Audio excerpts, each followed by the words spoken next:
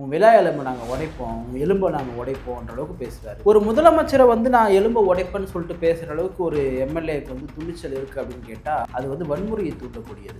உன் எலும்பை நான் உடைப்பேன்னு சொன்னால் அப்போ டிவிக்காரங்க என்ன பண்ணுவாங்க, பயம் இல்லாத ஆள் தான் பேசணும். அப்புறம் சிறை போய்ட்டு என்ன பண்ணுற, சுகர் மாத்திரை போடணும். அப்புறம் வந்து எங்களை துப்பாக்கி முனையில் வந்து மிரட்டுறாங்க. யாராவது ஒரு எம்எல்ஏ துப்பாக்கி முனையில் மிரட்ட முடியுமா? நீ என்ன வந்து A1 அக்யூஸ்டா, நீ என்ன கொலை குற்றவாளியா, இல்லை நீ என்ன திருடுனா, நீ யார்? நீ விஜய் அவர்களுக்கு இருக்கக்கூடிய அந்த ஒரு இமேஜ் இருக்குல்ல, விஜய் அப்படி ஒரு இமேஜ் இருக்குல்ல, அந்த இமேஜை உடைக்கிறதுக்காக தான் இதெல்லாம் பண்ணக்கூடிய ஒன்றை நான் பார்க்குறேன். ஆனால் இவங்களுக்கு என்னென்னா, திடீர்னு வந்த ஒருத்தர் வந்து நம்ம கதையை வந்து முடிச்சிட்டாரு, நம்ம இடத்த காலி பண்ணிட்டார் அப்படின்ற அந்த இயலாமை ஆற்றாமைலாம் இருக்கும். இந்த விளாத்திக்குளம் போன்ற பகுதிகள்லாம் பார்த்தீங்கன்னா பயங்கரமான ஒரு சாதி இறுக்கம் நிறைந்த ஒரு பகுதிகள். விளாத்திக்குளமாக இருக்கட்டும், இல்லை வந்து உங்களுக்கு அனிதா ராதாகிருஷ்ணன் ஊராக இருக்கட்டும், அந்த தென்பகுதிகள்லாம் பார்த்தீங்கன்னா அந்த இடத்துலலாம் அவங்க வச்சு தான் சட்டம். அந்த மாவட்ட செயலாளர், அந்தந்த எம்எல்ஏ, அந்த பகுதியினுடைய முன்னாள் அமைச்சர்கள் வச்சு தான் சட்டம். அப்போ விஜயுடைய ஆட்சி என்ன பண்ணுதுன்னா இது எல்லாத்தையும் வந்து அடிச்சு துவம்சம் பண்ணுது. அந்த குறுநில மன்னர்களுடைய ஆதிக்கத்தை வந்து சிஎம் விஜய் அவர்களுடைய ஆட்சி வந்து அடிச்சு உடச்சிருக்கு. அதை வந்து ஓரங்கட்டி அதெல்லாம் கிடையாதுப்பா, நீங்கள் ஆடின காலெலாம் போக சொல்லி ஓரங்கட்டி. அப்போ இதெல்லாம் வந்து அவங்கள பொறுத்துக்க முடியல, ஏற்றுக்க முடியல. ஒரு எஸ்பியோ கலெக்டரோ நம்ம கலெக்டரோட வந்து இருந்தாங்க, நம்ம சொல்கிறதா தாசில்தார் கேட்பார், நம்ம சொல்கிறதா ஆர்டிஓ கேட்பார் அப்படின்ற ஒரு அதிகாரத்துறையில் வாழ்ந்தவங்க. அப்போ இதெல்லாம் வந்து அவங்களால வந்து பொறுத்துக்க முடியல. அதுலேருந்து அவங்களால வந்து அந்த வாழ்க்கை முறைக்குள்ளே போக முடியல. அப்போ தான் என்ன சொல்கிறாங்க, எலும்பு உடைப்பேன், அத்தை உடைப்பேன், இத்த உடைப்பேன்லாம் பேசுகிறாங்க. திமுக தலைவர் வந்து மு க ஸ்டாலின் அவர்கள் வந்து இல்லப்பா இப்பெல்லாம் பேசாதீங்க, விமர்சனம் பண்ணுங்க, அதுக்கு இப்பெல்லாம் பண்ணாதீங்கன்னு சொல்லி. ஏன்னா அனிதா ராதாகிருஷ்ணன் அவங்க விஷயத்துலயுமே அவங்க கண்டிச்ச மாதிரி இல்லை. இப்ப இவங்களையும் கண்டிக்கலன்னா அப்ப இவங்களே எடுத்தெடுத்து கொடுக்குறாங்களா, இல்லை நீ பேசு பார்த்துக்கலாம் அப்படிங்கிற மாதிரி. ஸ்டாலின் அவர்கள் திமுகவுடைய எம்எல்ஏக்கள் என்ன நினைக்கிறாங்கன்னா, நம்ம வந்து ஸ்டாலினோட மனசு குளிர் வைக்கணும், தலைவர் சோகத்தில் இருக்கிறாரு, அந்த இடமே காலி ஆயிடுச்சு, நம்ம இந்த மாதிரிலாம் பேசினா நமக்கு வந்து ஒரு நல்ல மதிப்பு கிடைக்கும்னு சொல்லிட்டு அது மாதிரிலாம் பேசுகிறாங்க. ரெண்டாவது, திமுக தலைமை இது ஊக்குவிக்குது. அப்புறம் எங்கள் அப்பாவுக்கு சுகர் போடணும், வந்து ஹார்ட் ப்ராப்ளம், மெடிக்கல் செக்கப்லாம் பண்ணி தானே கூட்டின்னு போய் 15 நாள் உள்ளே இருங்கப்பா ரிமாண்ட் பண்ண சொல்லி பண்ணியிருக்காங்க. அதனால் அவங்க மகன் பேசுறதுலாம் எனக்கு சிரிப்பாக தான் இருக்கு. அவங்க மகன் இன்னொன்று ஒரு விஷயத்த சொல்லியிருந்தாங்க, எனக்கு எங்கள் அப்பா வேணும், அவங்க வந்து விஜய் அவர்கள் வந்து அவங்க மகனை பிரிஞ்சிருக்காங்க அப்படிங்கிற மாதிரி ஒரு விஷயங்கள் சொல்லியிருந்தாங்க. நீங்கள் உங்கள் அப்பாவுக்கு கதறுங்க, கத்துங்க, கூச்சல் எடுங்க, ரோட்டில் போய் உட்காருங்க. ஆனால் அதுக்காக உங்களுக்கு வேணா உங்கள் மகன் முக்கியமாக இல்லாமல் இருக்கலாம்னு சொல்கிறதெல்லாம் எவ்வளோ ஒரு சீப் பாலிடிக்ஸ். நீங்கள் திருப்பி என்ன சொல்லி பேசுகிற ஸ்லாங்கே எனக்கு சிரிப்பாக இருக்குது. எனக்கு பாதி இங்கிலீஷு பாதி தமிழ். எனக்கு அடுத்த முறை திமுக சீட் தரும் அவருக்கு. நீங்கள் என்ன பாருங்கள், அவர் மார்கண்டேயோட மகனுக்கு அடுத்த முறை திமுக சீட் தரும். அதனுடைய அடுத்த பர்ஃபார்மன்ஸ் தான் அது. இது சம்பந்தமா செய்தியாளர்கள் வந்து வன்னியரசு அவர்கள்ட்ட வந்து ஒரு கேள்வி எழுப்பியிருக்காங்க, இப்படி பேசியிருக்காங்களே அப்படின்னு. அதுக்கு அவங்க வந்து எலும்பு எல்லாருக்குமே தான் இருக்கு அப்படிங்கிற மாதிரி ஒரு கூற்றம் வச்சிருக்காரு. இது எப்படி பார்க்குறீங்க? அமைச்சர் அப்படிதான் பேசுவார் அவர், ஆளுங்கட்சி. வணக்கம். வணக்கம். நேற்று விளாத்திக்குளம் எம்எல்ஏ மார்க்கண்டேயன் வந்து கைது செய்யப்பட்டிருக்காரு காலங்காத்தாலேயே. கோவில்பட்டியில் நடந்த ஒரு கூட்டத்தில் பேசும்போது முதல்வர் விஜயோட எலும்பு உடைச்சிருவேன் அப்படிங்கிற மாதிரி ஒரு பேசியிருக்காரு. வேணும்னா சட்டமன்றத்துக்கு வந்து பாரு எதா இருந்தாலும் அப்படிங்கிற மாதிரி பேசியிருக்காரு. இதை எப்படி பார்க்குறீங்க? இல்லை, அவர் பேசுனதால தான் கைது பண்ணியிருக்காங்க. பேசலாம், விமர்சனம் பண்ணலாம், தப்பு கிடையாது. சட்டமன்றத்தில் நீங்கள் பேசுறது சரியில்லை, எங்களை பேச விட மாட்டீங்க, உங்கள் ஆட்சி சரியில்லை, இப்படி என்ன வேணால் விமர்சனம் பண்ணலாம். விமர்சனம் பண்ணுறதால தப்பு கிடையாது.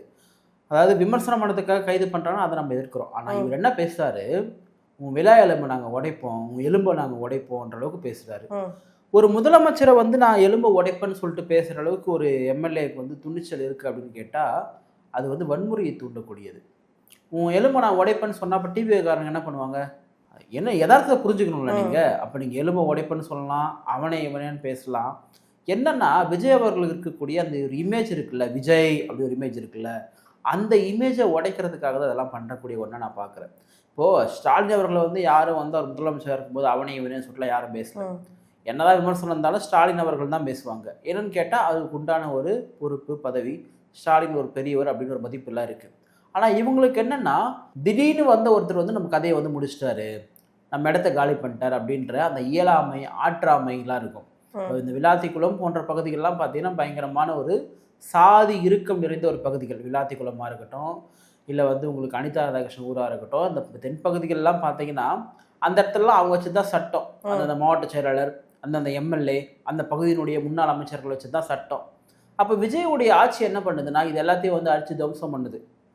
விஜய் அவர்களே என்ன சொன்னார், என் கட்சிக்காரனாக இருந்தால் கூட இங்கே அந்த தலைமை இந்த தலைமைலாம் கிடையாது, ஒரே ஒரு தலைமை, என் தலைமை மட்டும்தான் சொல்லும் பொழுது அந்தந்த பகுதியில் இருக்கக்கூடிய டிவிகே மாவட்ட செயலாளரோ இல்லை அந்தந்த பகுதியினுடைய பொறுப்பு அமைச்சர்களோ அங்கே ஆட முடியாது. யார் டிவிகே கட்சியை நினைச்சாலும் ஆட முடியாதுன்னு கேட்டால் ஒரே தலைமை தான். இப்போ திமுக அதிமுக அப்படி கிடையாது. குறுநில மன்னர்கள் இவங்கெல்லாம் அதிமுக இருந்தாலும் திமுக இருந்தாலும் சரி குறுநில மன்னர்கள். அப்போ அந்த குறுநில மன்னர்களுடைய ஆதிக்கத்தை வந்து சிஎம் விஜய் அவர்களுடைய ஆட்சி வந்து அடிச்சு உடச்சிருக்கு. அதை வந்து ஓரங்கட்டி அதெல்லாம் கிடையாதுப்பா நீங்கள் ஆடின காலெலாம் போக சொல்லி ஓரங்கட்டிருக்கு. அப்போ இதெல்லாம் வந்து அவங்களால பொறுத்துக்க முடியல, ஏற்றுக்க முடியல. ஒரு எஸ்பியோ கலெக்டரோ நம்ம கலெக்டரோட வந்து இருந்தாங்க, நம்ம சொல்கிறதா தாசில்தார் கேட்பார், நம்ம சொல்கிறதா ஆர்டிஓ கேட்பார் அப்படின்ற ஒரு அதிகாரத்துறையில வாழ்ந்தவங்க. அப்போ இதெல்லாம் வந்து அவங்களால வந்து பொறுத்துக்க முடியல. அதுலேருந்து அவங்களால வந்து அந்த வாழ்க்கை முறைக்குள்ள போக முடியல. அப்போ தான் என்ன சொல்கிறாங்க, எலும்பு உடைப்பேன், அத்தை உடைப்பேன், எத்த உடைப்பேன்லாம் பேசுகிறாங்க. அப்போது இப்படிலாம் பேசிட்டா நம்மள எதுவும் பண்ண மாட்டாங்க அப்படின்ற ஒரு தைரியம். இல்லை, இந்த தைரியம் அவங்களுக்கு எங்கேருந்து வருது? என்ன ஏற்கனவே அனிதா ராதாகிருஷ்ணன் அவர்களும் விமர்சனம் பண்ணி அவங்களும் இப்போ தான் சிறைக்கு போயிட்டு வந்தாங்க. இல்லை, அதுதான் என்னென்னா நம்ம பேச்சு தானே பேசுகிறோம். இப்போ உன்னை வந்து நான் வெட்டிடுவேன், உன்னை நான் கொண்டுடுவேன்னு சொன்னால் தான் வழக்கு போடுவாங்க. எலும்பு உடச்சிருவோன்னு சொல்கிறது வந்து வழக்கில் வராத போல் நினச்சிட்டாரு அவர். ஆனால் அதெல்லாம் வந்து வழக்கில் வரும்ன்றதை தெரிஞ்சுக்கிட்டாங்க. இப்போ என்னென்னா பயப்படுறாங்க. நீ என்ன பண்ணணும், பயம் இல்லாத ஆள் தான் பேசணும். அப்புறம் சிறைக்கு போய்ட்டு என்ன பண்ணுற, சுகர் மாத்திரை போடணும். அப்புறம் வந்து எங்களை துப்பாக்கி முனையில் வந்து மிரட்டுறாங்க. யாராவது ஒரு எம்எல்ஏ துப்பாக்கி முனையில் மிரட்ட முடியுமா? நீ என்ன வந்து A1 அக்யூஸ்டா? நீ என்ன கொலை குற்றவாளியா? இல்லை நீ என்ன திருடுனா? நீ யார்? நீங்கள் மக்களால் எதிர்க்கப்பட்ட எம்எல்ஏ.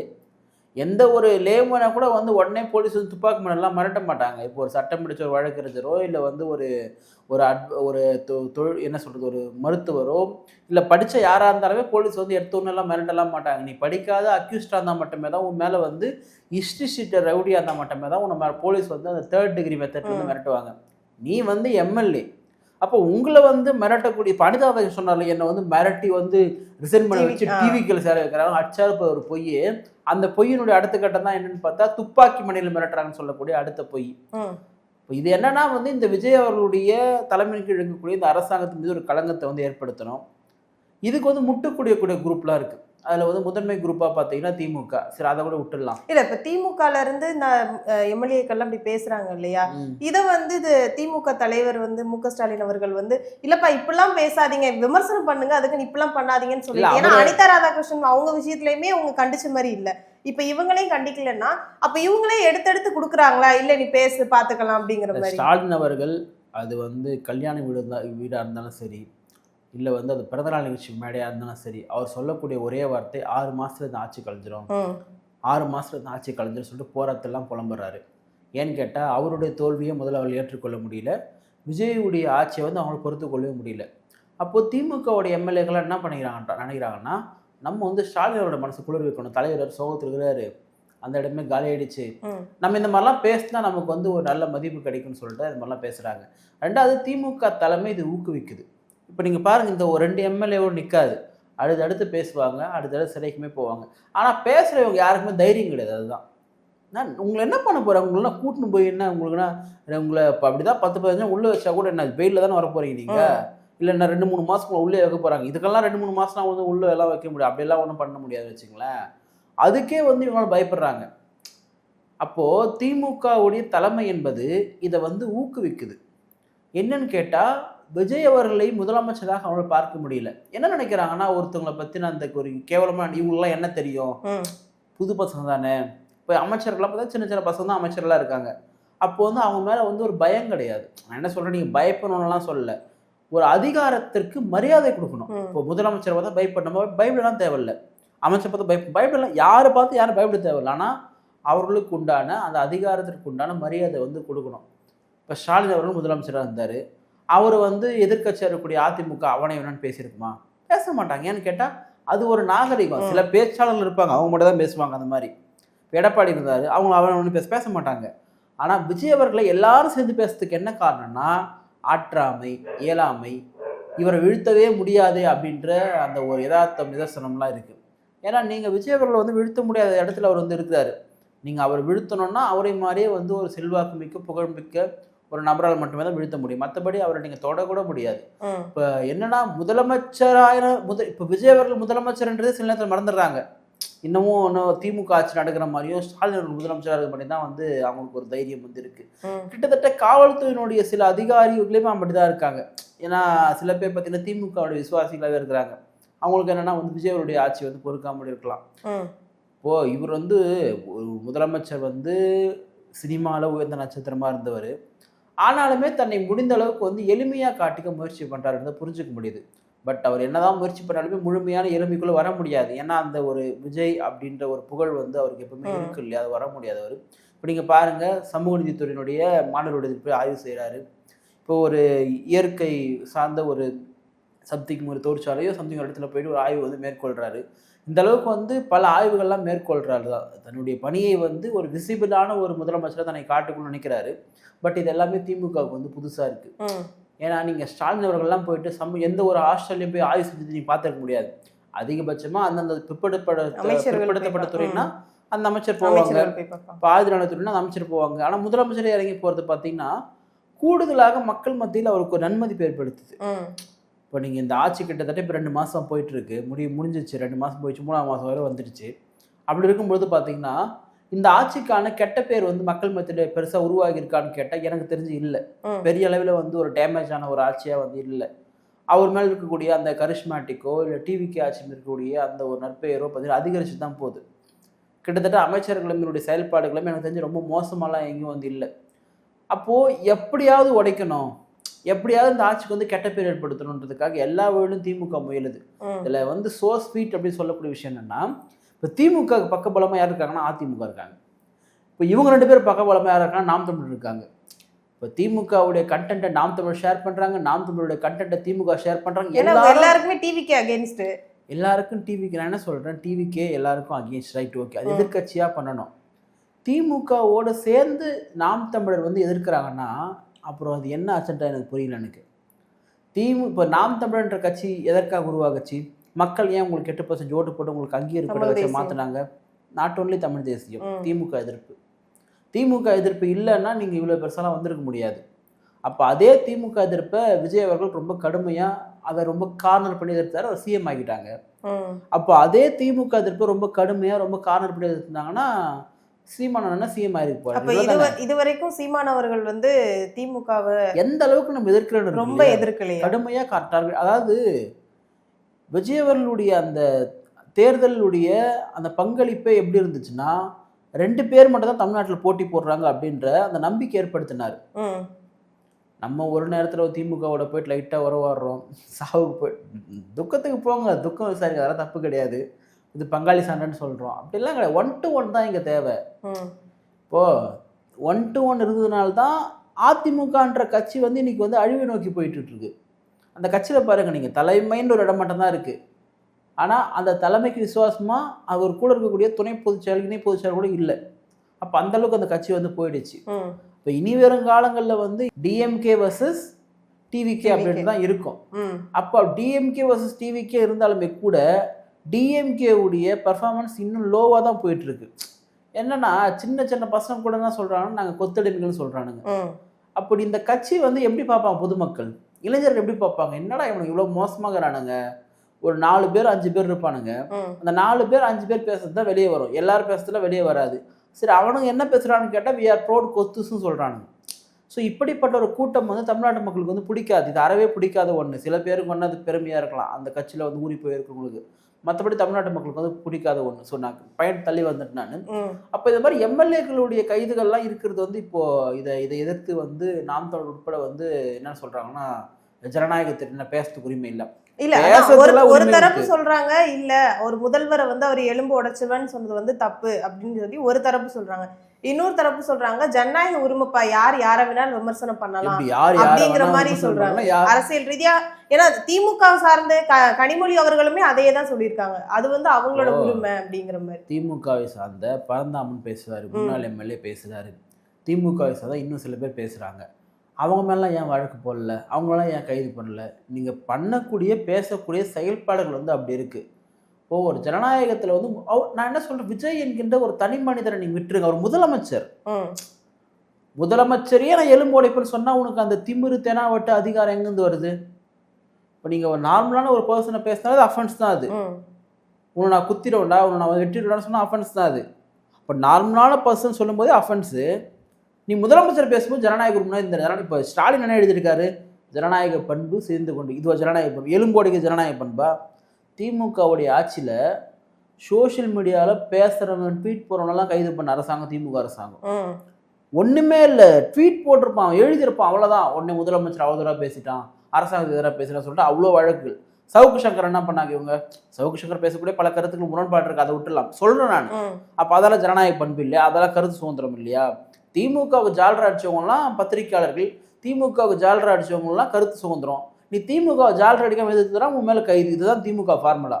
பட் டிவிக்கு அப்படி ஒன்றும் பண்ணலையே. டிவிக்கு எதிர்த்து பேசுறவங்களாம் கைது பண்ணுறாங்க. அப்படி இன்னைக்கும் பல யூடியூப்ல தொடர்ந்து விஜய் அவர்களையும் டிவிக்கையும் எதிர்த்து பேசிட்டு தான் இருக்காங்க, அவங்களை கைது பண்ணிட்டு இருக்காங்க. லிமிட் இருக்கு. இந்தியாவினுடைய அரசியல் சட்டமே என்ன சொல்லுதுன்னா, உன்னுடைய சுதந்திரம் என்பது ஒரு கட்டுப்பாட்டிற்குள்ளதான் இருக்கு. உனக்கு கட்டுப்பாடற்ற சுதந்திரம்லாம் கிடையாது. கட்டுப்பாடற்ற சுதந்திரம்லாம் கொடுக்க முடியாது. அப்படி பார்த்தா எவனை வேணா அடிப்பான், எவன் வேணா பேசுவான், பார்த்துன்னு தான் இருப்பாங்க. அப்போ கட்டுப்பாடு உள்ள சுதந்திரம் தான் சரியான சுதந்திரம். அதுதான் உனக்கு கான்ஸ்டியூஷன் கொடுத்துருக்கு. அப்ப நீ பேசக்கூடியது என்பது ஒரு வெறுப்பு பிரச்சாரத்தை, பகை, இந்த எஃப்ஐஆர் பகை உணர்வை தூண்டுறாங்க. அப்போ பகை உணர்வை தூண்டினா என்ன ஆகும்? டிவிக்கும் திமுகவுக்கும் சண்டை தான் வரும். அப்போ அது தேவையில்லைன்னா அவர் கைது தான் பண்ணுவாங்க. இல்லை, இப்போ உங்களை வந்து மெடிக்கல் செக்அப் பண்ணி ஹாஸ்பிட்டல் கூட்டிகிட்டு போனாங்க. அப்போ வந்து எல்லாரையுமே முன்வாசலில் தான் கூட்டிகிட்டு போவாங்க. ஒரு குற்றவாளி ஏதாச்சும் ஒரு பெரிய இஷ்யூல மாட்டின, ஒரு வெட்டுக்கொலை பண்ண அந்த குற்றவாளியை தான் பின்வாசல்ல கூட்டிட்டு போவாங்க. இவரை எதுக்கு பின்வாசல்ல கூட்டிட்டு போக காரணம் எல்லாம் கிடையாது. சில பேர் கேள்வி அப்படிலாம் கிடையாது. இப்போ முன்வாசல்லாம் நீ திமுக காரன் 10 பேரை கூட்டு வச்சு அங்கே வந்து ரோட்ல உட்காருவ, நீ அங்கே வந்து கத்துவ, நீ அங்கே இடைமறிப்ப.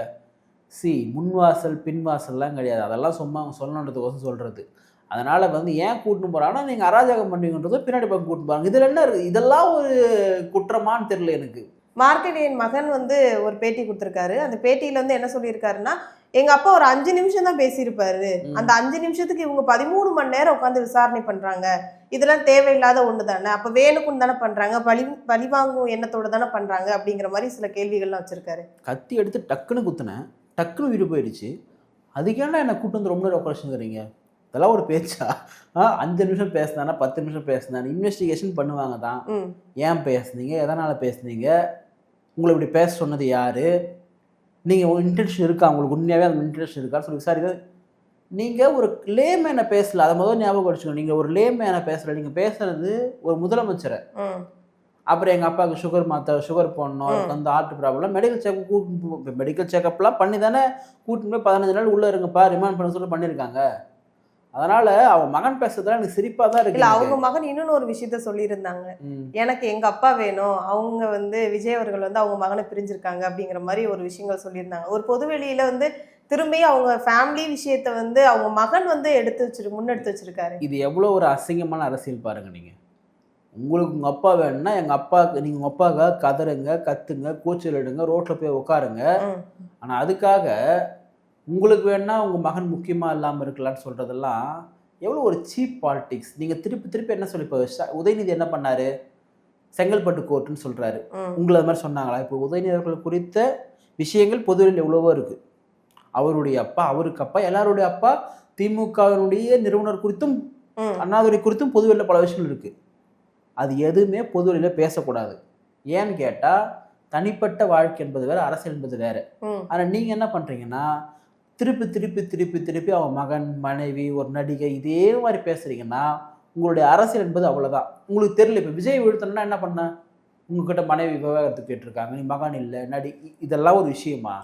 நீ பண்ணக்கூடிய அரசியல் விமர்சனம் பண்ண ஏகப்பட்ட விமர்சனம் இருக்கு. என்னப்பா இந்த மாதிரி வந்து சிறையிலே வந்து செத்துட்டானே, இது நியாயமானு சொல்லிட்டு கேளு. மக்கள் போராட்டம் பண்றாங்களேன்னு கேளு. இன்னும் பல இடத்துல இப்போ அம்பேத்கருடைய சிலை வந்து திறக்க முடியாமல் இருக்கு, அதை நீ கேளு. அம்பேத்கர் கொள்கை தலைவர் சொல்றீங்களே, அம்பேத்கருடைய சிலை திறக்க முடியலையே, என்ன உங்க ஆட்சி, மக்களை ஏமாத்தின கேளு நீ. ஆனா அதை விட்டுட்டு நீ திருப்பி வந்து என்ன பண்ணா, மகனை உங்களுக்கு என்ன, எனக்கு அவங்க பையன் பேச எனக்கு உங்களுக்கு அது கேள்வியா தெரிஞ்சு எனக்கு ஒரு சிரிப்பா தான் இருக்கு. எனக்கு என்னன்னா, எப்படி சொல்றது, அவர் பேசுற ஸ்லாங்கே எனக்கு சிரிப்பா இருக்கு. எனக்கு பாதி இங்கிலீஷு பாதி தமிழ். எனக்கு அடுத்த முறை திமுக சீட் தரும் அவருக்கு. நீங்க என்ன பாருங்க, அவர் மார்க்கண்டேயோட மகனுக்கு அடுத்த முறை திமுக சீட் தரும். அதனுடைய அடுத்த பர்ஃபார்மன்ஸ் தான் அது. ரொம்ப சீப்பான பாலிடிக்ஸ் இது அவர் பேசக்கூடிய, மகன் அப்பான்னு பேசுறதுல சீப்பான பாலிடிக்ஸ். அப்படி திமுகவோட வரலாறு எடுத்தா ஒத்து கூட மிஞ்ச மாட்டாங்க. அமைச்சர்கள், எம்எல்ஏக்கள் முதற்கொண்டு அவங்களுடைய வரலாறு எடுத்தாங்கன்னா ஒத்துரோடு மிஞ்ச மாட்டாங்க. பட் அது வந்து கூடாது. அரசியலில் வந்து நீங்கள் தனிப்பட்ட வாழ்க்கை வந்து பேசுறது என்பது ரொம்ப மோசமானது. பாதிக்கப்பட்டவங்க போய் புகார் கொடுக்க போகிறாங்க, அவங்க வழக்கு போட போகிறாங்க, அவ்வளோதான். அதை எடுத்து நீ இன்னும் அரசியல் பேசுறது ரொம்ப அசிங்கம். அது யார் பேசினாலும் தப்பு தான். அது உதயநிதியோட பேசினாலும் தப்பு தான், விஜயவரில் பேசினாலும் தப்பு தான். அது தவறான பாலிடிக்ஸ் அது. இது சம்பந்தமா செய்தியாளர்கள் வந்து வன்னியரசு அவர்கள்ட்ட வந்து ஒரு கேள்வி எழுப்பியிருக்காங்க, இப்படி பேசியிருக்காங்களே அப்படின்னு. அதுக்கு அவங்க வந்து எலும்பு எல்லாருக்குமே தான் இருக்கு அப்படிங்கிற மாதிரி ஒரு கூற்றம் முன் வச்சிருக்காரு. இதை எப்படி பாக்குறீங்க? அமைச்சர் அப்படிதான் பேசுவார் அவர், ஆளுங்கட்சி. அது உண்மை. எலும்பு எல்லாம் இப்போ எலும்பை உடச்சிரோன்னு சொன்னால், இப்போ நம்ம என்ன சொல்கிறோன்னா, ஒருத்தவங்கள அடிக்க வரான், தற்காப்பு பண்ணலாம், இல்லை அந்த இடத்துலேருந்து ஓடி போகலாம். ஒருத்தவங்களை கத்தி எடுத்து வெட்ட வரான்றதுக்கோசம் தலையை கொடுப்பீங்க நீங்கள்? கொடுக்க முடியாதுல்ல. அப்போ நீ எலும்பு உடைப்புன்னு சொன்னால் எல்லாரும் தான் எலும்பு இருக்குது ஜாக்கிரதை தான் சொல்லுவாங்க. அதனால் விசிகா இன்றைக்கு தாவேகா அரசாங்கத்திற்கு ஒரு பெரிய அரணா இருக்குது. ஏன்னா உங்களுக்கு அவங்க காங்கிரஸ்க்கு வந்து 5 எம்எல்ஏ ஆதரிச்சிருந்தாலும், இவங்க 2 பேர் இருந்தாலும், தமிழ்நாட்டு அளவில் ஒரு மிகப்பெரிய ஒரு மக்கள் ஃபோர்ஸ் வந்து சிறுத்தைகள். இப்போ விடுதலை சிறுத்தைகள் இந்த ஆட்சியின் மீது ஒரு பெரிய ஒரு பாதுகாப்பு அரணா இருக்காங்க. ஸோ அப்படி இருக்கும்பொழுது இந்த மாதிரி விவாதங்கள்லாம் வரும்பொழுது அவங்க ஒரு கூட்டணி கட்சியாக, பட் அஃபிஷியலாக அறிவிக்கல, இருந்தாலும் ஆளுங்கட்சி கூட்டணி கட்சின்னு தான் சொல்லலாம், தப்புலாம் ஒன்றும் கிடையாது. அதனால் வந்து அந்த கட்சிக்கு வந்து ஒரு அரணா இருந்து பேசுகிறாங்க. வன்னியரசனை எப்படி திமுக கூட்டணியில் திமுக இருக்கும்பொழுது திமுகவிற்கு ஒரு அரணாக இருந்து பேசினாரோ, அதே போல் தாவேகாவினுடைய ஆளுங்கட்சிக்கு ஒரு அமைச்சராக இருந்து அவர் பேசுகிறாரு. ஸோ ஒரு ஆளுங்கட்சியினுடைய அமைச்சர் அப்படி தான் பேசுவாங்க. பட் இது மாதிரி டிஸ்கஷனே ரொம்ப என்ன சொல்கிறது, எலும்பை உடச்சிடுவேன், உன்னை வெட்டிடுவேன்னு சொல்கிறதெல்லாம் உங்களுக்கு ரோட்டில் வந்து இந்த சொல்லுவாங்கல்ல, என்னடா பொறிக்கு மாதிரி பேசுகிற அப்படின்னு சொல்லிட்டு அவங்க பேசக்கூடியது. நீங்கள்லாம் எம்எல்ஏவாக இருக்கீங்க, உங்களுக்கெல்லாம் மக்கள் ஓட்டு போட்டிருக்காங்க, நீங்களும் வந்து எலும்பு உடச்சுன்னு சொன்னால் ரோட்டில் போகிற அவனுங்களுக்கும் உங்களுக்கு என்ன வித்தியாசம் இருக்குன்னு தெரியல. அதனால் இந்த மாதிரி வாதங்களை திமுக முற்றிலுமாக கைவிடணும். ஏன்னா திமுக சமூக நீதி, ஜனநாயகம், பெண் உரிமை, பெரியார்னு பேசக்கூடிய நீங்கள் எலும்பை உடச்சிடுவேன், நடிகை, மகனு, மனைவின்னு பேசுனா நீங்களாம் யாருன்னு தெரியல. இது மக்கள் மத்தியில் ரொம்ப மோசமான ஒரு பின்விளைவுகளை தான் ஏற்படுத்தும். அதனால் மார்க்கண்டேயனுடைய கைது என்பது அது சரியான ஒன்று தான். அவர் எம்எல்ஏன்றதுனால வந்து அவரை வந்து கைதெல்லாம் பண்ணாமல் இருக்க முடியாது. சட்டம் எல்லாருக்கும் சமமானது. அமைச்சராக இருந்தால் இப்போ வந்து தாவேகாவுடைய அமைச்சர் யாரோ ஒருத்தர் வந்து ஸ்டாலின் அவர்களை வந்து ஒருமையிலையோ இல்லை மோசமாக பேச விட்டுருவாங்க, விடக்கூடாதுன்னு தான் நம்ம சொல்கிறோம். சட்டம் எல்லாருக்கும் பொதுவானது தான். இப்போ ஒரு எம்எல்ஏ ஒரு அமைச்சர் வந்து அதிகார துஷ்பிரயோகம் பண்ணுறாரு, அவர்கிட்ட அதிகாரம் இருக்குன்னு சொல்கிறது அதிகார துஷ்பிரயோகம் பண்ணுறாரு, விட்டலாமா அவரை? விடக்கூடாது. அப்போ சட்டம் பொதுவானது. காவல்துறை சரியான நடவடிக்கை எடுத்திருக்காங்க. பட் திமுக திருந்த மாட்டாங்க. நம்ம அடுத்த கண்டென்ட் இன்னொரு எம்எல்ஏ கைது பண்ணும்பொழுது பேசுவோன்றது எனக்கு டெஃபினட்டாக ஒரு நம்பிக்கை வந்திருக்கு. ஏன்னு கேட்டால் செயல்பாடுகள் அப்படி இருக்குது. போராட்டத்தெல்லாம் 6 மாதத்தில் ஆட்சி கலந்துரும். அதாவது சொல்லுவாங்களே இந்த ஊரில் நல்லா இருப்பியா நீ நாசமாக அப்படியா சொல்லிட்டு சொல்லினே பண்ணாத்திட்டே இருப்பாங்க. அந்த மாதிரி வந்து விஜயுடைய ஆட்சியை வந்து ஸ்டாலின் அவர்கள் வந்து பண்ணிகிட்டே இருக்காரு.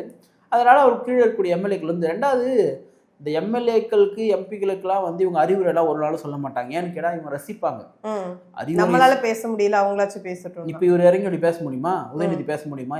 ஸ்டாலின் அவர்கள் பேச முடியுமா? பேச முடியாதுல்ல. அதனால் அவங்க கீழே இருக்கிறவங்க பேசுகிறாங்க. ஆனால் ஆராசப்பனர்கள் வச்சு ரொம்ப மோசமாக பேச வைப்பாங்க. அது வந்து வேற கேட்டகரி. ஒரு பக்கம் அறிவுஜீவி, ஒரு பக்கம் மோசமாக பேசக்கூடிய 2 கேட்டகரி இருக்கக்கூடிய மனிதர்களும் வந்து திமுகவில் வந்து இருக்கிறாங்க. அதனால் இந்த கைது என்பது சரியான ஒன்று தான். யார் பேசினாலும் கைது செய்யப்பட வேண்டியதுதான். நீ வந்து டிவிக்கு கவர்மெண்ட் விமர்சனம் தப்பு கிடையாது. அறநிலைத்துறை இருக்குது, சமூக நலத்துறை இருக்குது, பிற்படுத்தப்பட்ட நலத்துறை, போக்குவரத்துறை இருக்குது, எவ்வளோ துறைகள் இருக்குது. விமர்சனமாக பண்ணு, டெய்லி விமர்சனம் பண்ணு. ஏன்னா திமுக சரியான எதிர்க்கட்சியாக தானே இருக்கும். ஆனால் ஏன் இவ்வளோ நாள் கொஞ்சம் கேவலமாக நடத்துகிறாங்கன்னு தான் எனக்கு தெரியல. இதுக்கெல்லாம் வந்து ஒரு பக்கம் உதயநிதி எழுதுறாரு, மறுபக்கம் ஸ்டாலின் அவர்கள் எழுதுறாங்க. அதனால் இந்த என்ன அரசியலை திமுக எடுத்துகிட்டு போகுதுன்னு தெரியல. பட் தமிழ்நாட்டில் தாவேகா வந்து அசைக்க முடியலன்றதுக்காக இந்த மாதிரி பண்ணிட்டு இருக்கதான் நான் புரிஞ்சுக்கிறேன்.